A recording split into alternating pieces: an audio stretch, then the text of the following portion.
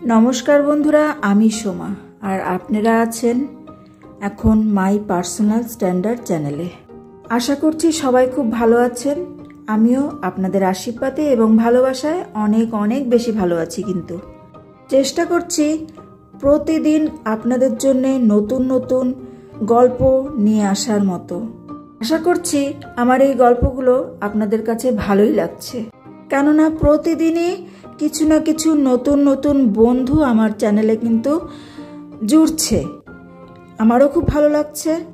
এভাবেই আপনারা আমার সঙ্গ দিন, আমার সঙ্গে থাকুন, তাহলে আমিও পারবো আমার লক্ষ্যটাকে কেন্দ্র করে এগিয়ে যেতে।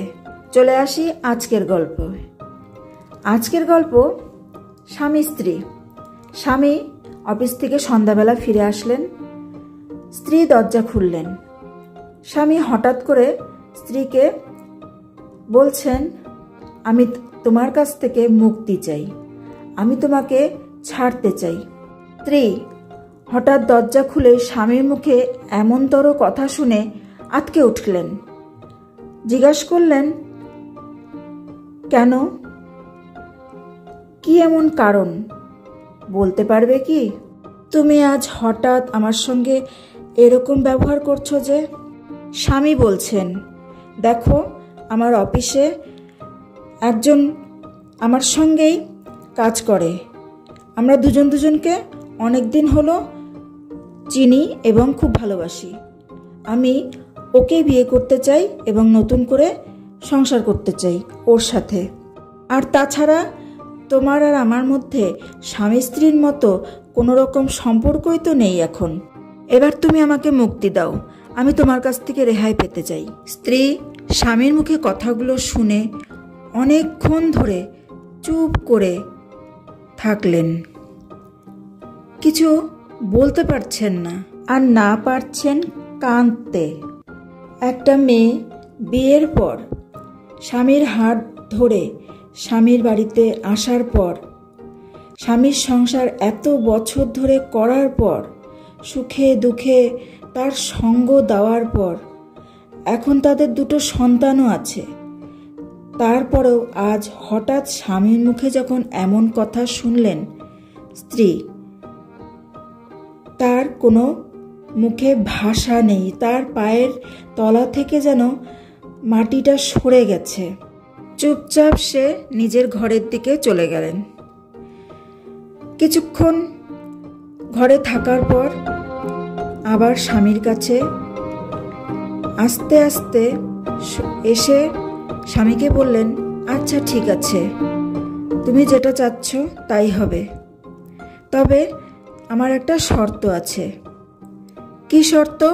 স্বামী বললেন, হ্যাঁ, কাল থেকে তুমি অফিস থেকে আসার পর আমি যখন দরজাটা খুলে দেব, তখন বাইরের ঘরে ছেলে মেয়ে দুটো যখন টিভি দেখছে, ওদের সামনে দিয়ে তুমি আমাকে ঠিক আগের মতো কোলে চাপিয়ে নিয়ে ঘরে বিছানায় রাখবে। ঠিক 10 দিন তোমাকে এটা করতে হবে।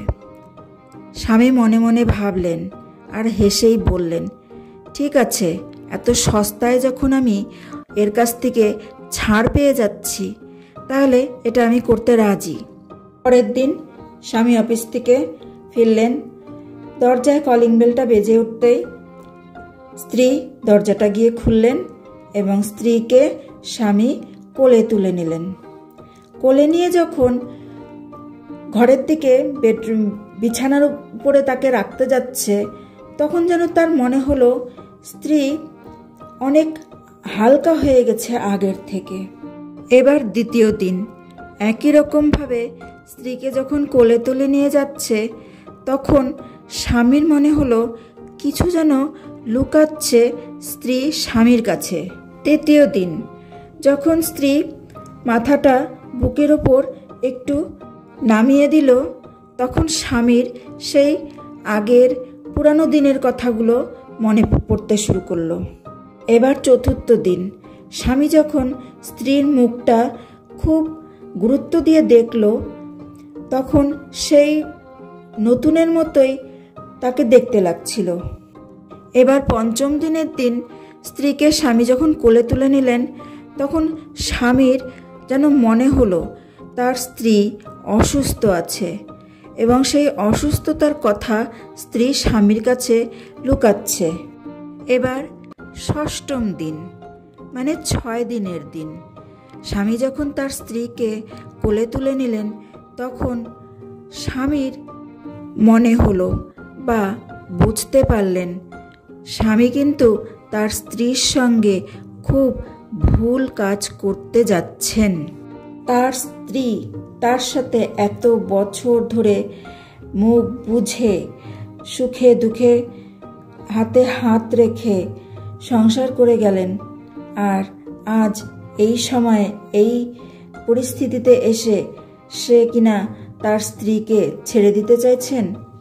স্বামী বুঝতে পারলেন সে খুব ভুল করতে যাচ্ছিলেন। এইভাবেই একটু একটু করে আজ প্রায় শেষ 10 দিনের দিন। স্বামী স্ত্রীকে কোলে তুলে নিলেন। স্ত্রীকে কোলে নিতেই স্ত্রী তার গা ছেড়ে স্বামীর বুকের ওপর পড়ে গেলেন। স্বামী ঘাবড়ে গিয়ে তাড়াতাড়ি করে এনে তাকে বিছানায় শুইয়ে দিলেন। স্ত্রীর হাতে একটা ছোট্ট কাগজে কিছু লেখা ছিল। স্বামী সেই কাগজটা নিয়ে খুলে পড়তে শুরু করলেন। স্ত্রী অনেক দিন থেকেই ক্যান্সারের মতো ভয়াবহ রোগে আক্রান্ত হয়ে পড়েছিলেন, যেটা এতদিন ধরে স্বামীকে বলার অনেক চেষ্টা করেছিলেন তিনি, কিন্তু স্বামীর সেটা শোনার মতো কোনো সময় ছিল না। তাই স্বামী যখন তার কাছ থেকে মুক্তি চাইল, তখন সে এই উপায়টাই বের করে নিল, ঠিক আছে তাহলে আমি আমার শেষটা যেন তোমার কোলের উপর মাথা দিয়েই যেতে পারি, আর তোমাকে শেষ মুক্তি রেহাই দিয়ে যেতে পারি। শেষে যেতে যেতেও স্ত্রী তার চিঠিতে লিখে গেছে বারবার একটা কথা, যে সন্তানদের ভালো রেখো আর তুমি ভালো থেকো, সুখী হয়েও সুখে সংসার করো। স্বামীর কাছে এখন আর পস্তানো ছাড়া অন্য কোনো উপায় ছিল না।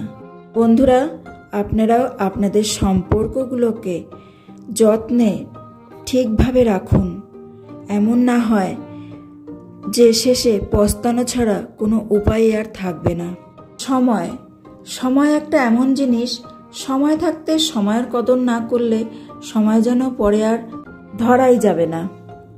তো বন্ধুরা, আশা করব গল্পটি খুব ভালো লাগলো। কেমন লাগলো অবশ্যই কমেন্টের মাধ্যমে আপনাদের মনোভাব প্রকাশ করবেন। আর যদি ভালো লাগে একটা লাইক করবেন এবং চ্যানেলটাকে সাবস্ক্রাইব করে শেয়ার করে দেবেন।